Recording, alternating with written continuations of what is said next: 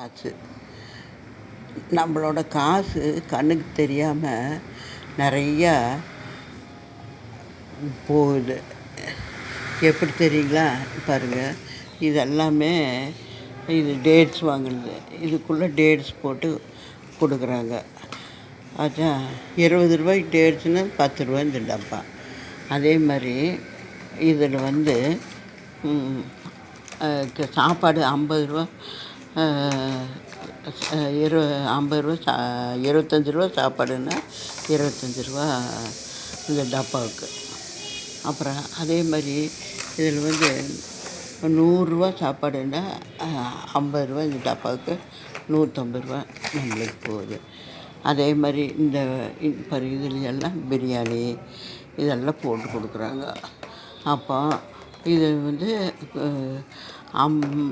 50 பிரியாணின்னா ரூ. 25 சேர்த்து ரூ. 75 வாங்குகிறாங்க. பாருங்கள், இந்த சின்ன பெருங்காய டப்பாவில் முதல்ல பாவுச்சல் போட்டு கொடுப்பாங்க. பாவுச்சல் போட்டு கொடுத்தா ரூ. 10 பெருங்காயம் ஜாஸ்தியாக இருக்குது, இதுவும் ஜாஸ்தியாக இருக்குது. ஆனால் இப்போ டப்பாவில் ஓடுறப்போ ரூ. 10 இந்த டப்பா. அதில் பெருங்காயம் கொஞ்சமாக தான் இருக்குது. ஆனால் பாவுச்சல் ஓடுறப்போ கொஞ்சம் நிறையா இருக்குது. இப்படி கண்ணுக்கு தெரியாத நம்மளோட காசு வீணாக போகுது. அதே சமயத்தில் பிளாஸ்டிக்கு நிறைய சேர்ந்துக்குது. இப்போ இந்த ஐஸ்கிரீம் பேப்பர் கப்பில் வாங்கினா ரூ. 15.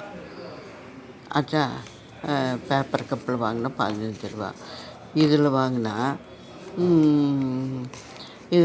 ரூ. 30. அப்போ ரூ. 15 ஒரு ரூ. 5 நம்ம காசு அவங்களுக்கு போகுது.